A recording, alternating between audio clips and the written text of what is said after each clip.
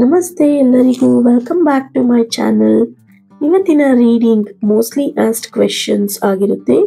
ಯಾವೆಲ್ಲ ಕ್ವೆಶನ್ಸ್ ನಿಮ್ಮ ಡೈಲಿ ಲೈಫಲ್ಲಿ ನಿಮಗೆ ಥಾಟ್ಸ್ ಯೋಚನೆ ಬರುತ್ತೋ ಆ ಕ್ವೆಶನ್ಸ್ಗೆ ಈ ವಿಡಿಯೋಯಿಂದ ಕ್ಲಾರಿಟಿ ಪಡ್ಕೋಬೋದು ಅಂತ ಹೇಳ್ತಾ ವಿಡಿಯೋ ಸ್ಟಾರ್ಟ್ ಮಾಡೋಣ.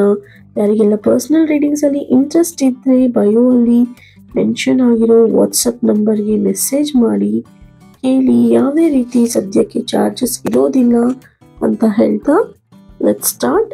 5 ಹೆಚ್ಚು ಕೇಳಲಾದ ಟ್ಯಾರೋ ಪ್ರಶ್ನೆಗಳು, ಪ್ರೀತಿ, ವೃತ್ತಿ ಮತ್ತು ನಿಮ್ಮ ಭವಿಷ್ಯ ಬಹಿರಂಗ ಕ್ವೆಶನ್ಗೆ.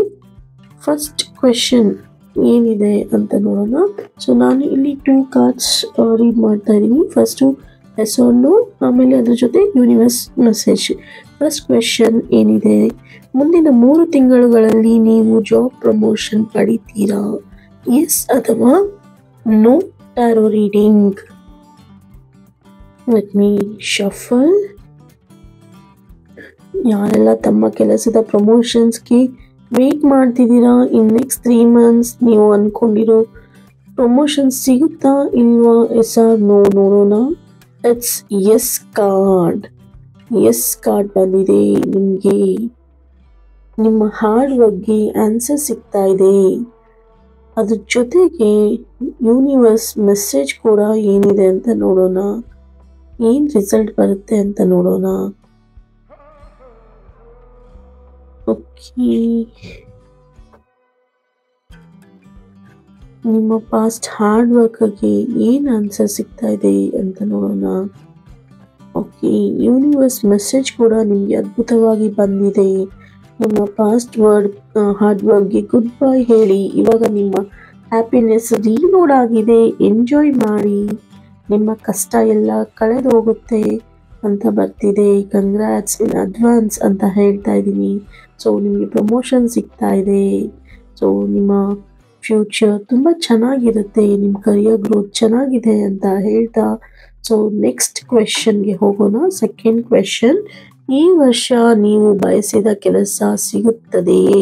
S or no? ನೀವು ಕನಸಿನ ಕೆಲಸ, ಜಾಬ್ ನಿಮಗೆ ಈ ಇಯರ್ ಸಿಗುತ್ತಾ ಇಲ್ವಾ ಅಂತ ನೋಡೋಣ ಬನ್ನಿ. ಇಟ್ಸ್ ಎಸ್ ಕಾರ್ಡ್ ಬಂದಿದೆ. ನೀವು ಕ್ರಿಯೇಟಿವ್ ಆಗಿ ಥಿಂಕ್ ಮಾಡಬೇಕು. ಫಾಲೋ ಯೋರ್ ಹಾರ್ಟ್ ಪ್ರಪೋಸಲ್ ಅಂತ ಹೇಳ್ತಾ ಇದೆ. ಸೊ ನಿಮಗೆ ಹಾರ್ಟ್ಗೆ ಯಾರಾದರೂ ಪ್ರಪೋಸ್ ಮಾಡಿದ್ರೆ ಈ ಹೊಸ ಜಾಬ್ ಬಗ್ಗೆ, ಸೊ ನಿಮ್ಮ ಮನಸ್ಸಿನ ಮಾತನ್ನ ಕೇಳಿ ಅದರಲ್ಲಿ ಮುಂದರಿರಿ ಅಂತ ಹೇಳ್ತಾ ಇದ್ದೀನಿ. ಸೊ ಅದೇ ಥರ ಸಂದೇಶ ಕೂಡ ಬರ್ತಾ ಇದೆ. ಯೂನಿವರ್ಸ್ ಮೆಸೇಜ್ ನಿಮಗೆ ಏನು ಸಂದೇಶ ಬರ್ತಿದೆ ನೋಡೋಣ. ಸೊ ನಿಮ್ಮ ಜಾಬ್ ಸರ್ಚ್ಗೆ ಬೇರೆಯವರಿಂದ ನಿರೀಕ್ಷೆ ಮಾಡಬೇಡಿ. ನೀವು ಹುಡುಕಿ ಸಿಗುತ್ತೆ. ನಿಮ್ಮ ಪ್ರಯತ್ನ ಬೇಕು ಅಂತ ಹೇಳ್ತಾ ಇದೆ. ಸೊ ಯಾರೋ ಬಂದು ನಿಮಗೆ ರೆಫರ್ ಮಾಡ್ತಾರೆ, ಅವರಿಂದ ನಮಗೆ ಕೆಲಸ ಸಿಗುತ್ತೆ ಅಂತ ಅಂದ್ಕೊಂಡಿದ್ರೆ ಸೊ ಅದು ತಪ್ಪು ಕಲ್ಪನೆ. ನಿಮ್ಮ ಕೆಲಸ, ನಿಮಗೆ ಹೊಸ ಕೆಲಸ, ನಿಮ್ಮ ಟೀಮ್ ಕೆಲಸಕ್ಕೆ ಏನೇನು ಸ್ಕಿಲ್ಸ್ ಬೇಕು ಆ್ಯಡ್ ಆನ್ ಮಾಡ್ಕೊಂಡು ನೀವು ಹುಡುಕಿದ್ರೆ ನಿಮಗೆ ಖಂಡಿತ ಸಿಗುತ್ತೆ. It's yes card.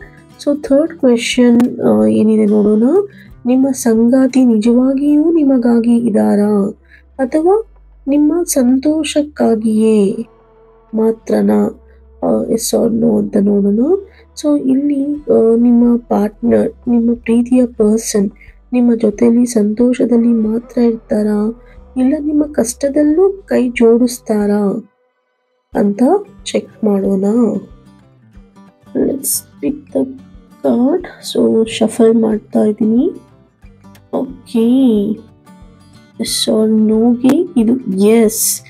ನಿಮ್ಮ ಪಾರ್ಟ್ನರ್ ನಿಮ್ಮ ಜೊತೆ ಸಂತೋಷವಾಗಿ ಇರೋದಕ್ಕೆ ಮಾತ್ರ ಇಷ್ಟಪಡ್ತಾರೆ. ಬರೀ ಹ್ಯಾಪಿ ಮೂಮೆಂಟ್ಸ್ನ ಮಾತ್ರ ಎಂಜಾಯ್ ಮಾಡ್ತಾರೆ. ಇನ್ ಕೇಸ್ ನೀವು ಕಷ್ಟವನ್ನು ಹೇಳ್ಕೊಂಡಲ್ಲಿ ಅವರಿಗೆ ಬೋರ್ ಆಗುತ್ತೆ, ಆವಾಗ ಅವರು ಬೇರೆಯವ್ರ ಜೊತೆ ಟೈಮ್ ಸ್ಪೆಂಡ್ ಮಾಡೋದಕ್ಕೆ ಇಷ್ಟಪಡ್ತಾರೆ. ಅವರಿಗೆ ಎಮೋಷ್ನಲಿ ಅಟ್ಯಾಚ್ಡ್ ಆಗೋದಕ್ಕೆ ಇಂಟ್ರೆಸ್ಟ್ ಇಲ್ಲ. ನೋಡಿ ಫ್ರೆಂಡ್ಸ್, ಇಲ್ಲಿ ಎಷ್ಟೊಂದು ಜನಕ್ಕೆ ಈ ಥರ ಅನುಭವ ಆಗ್ತಾ ಇರುತ್ತೆ. ಸೊ ಫೇಸ್ ಮಾಡ್ತಾ ಇರ್ತೀರಾ.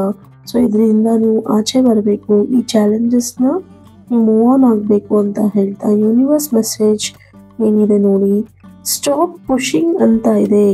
ಅವರನ್ನು ಬಲವಂತವಾಗಿ ನಿಮ್ಮ ಜೊತೆ ಆ ಸಿಚುವೇಶನ್ ಅಲ್ಲಿ ಇರೋದಕ್ಕೆ ಫೋರ್ಸ್ ಮಾಡಬೇಡಿ. ಅವರಿಗೆ ಏನು ಅನಿಸುತ್ತೋ ಅದನ್ನು ಆಯ್ಕೆ ಮಾಡೋಕ್ಕೆ ಅವಕಾಶ ಕೊಡಿ ಅಂತ ಹೇಳ್ತಾ ಇದೆ.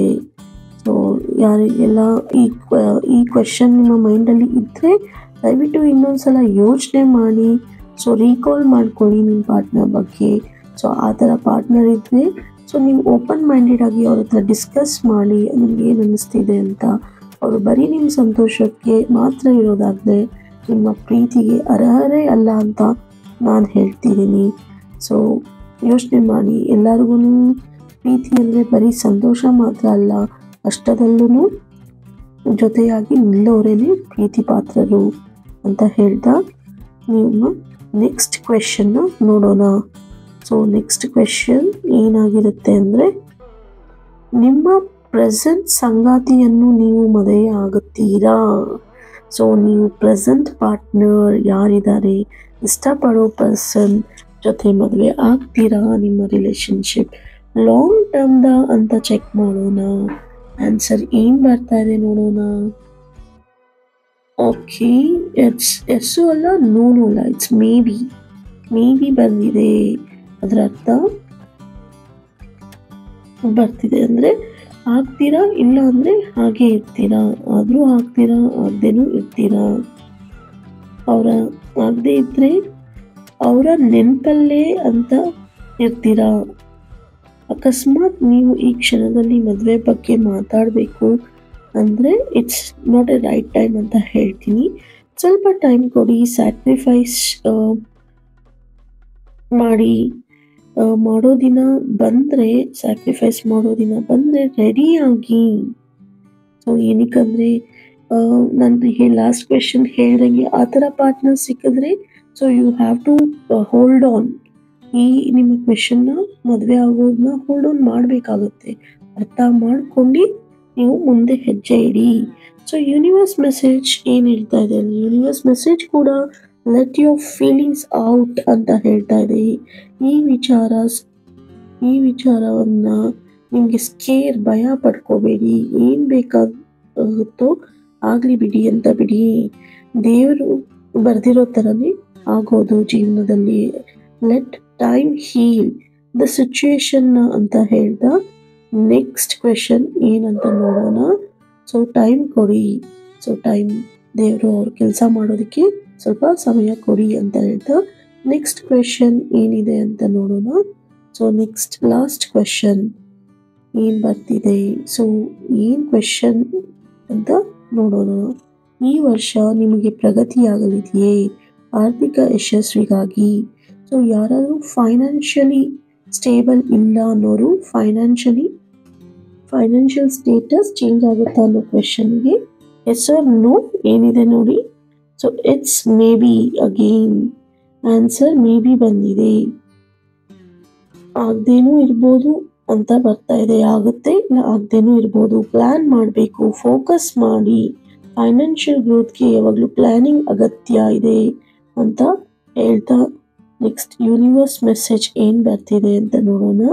ಸೊ ಅದಕ್ಕೂ ಮುಂಚೆ ಯಾರೆಲ್ಲ ಫೈನಾನ್ಷಿಯಲಿ ಸ್ಟೇಬಲ್ ಆಗಿಲ್ಲ, ಅವ್ರಿಗೆ ಫೈನಾನ್ಷಿಯಲ್ ಗ್ರೋತ್ ಬೇಕು, ಸೊ ಏನಾದರೂ ಜಾಬಲ್ಲಿ ಏನಾದ್ರು ಟಿಪ್ಸ್ ಬೇಕು ಅಂದರೆ ನನಗೆ ಕಮೆಂಟ್ ಮಾಡಿ.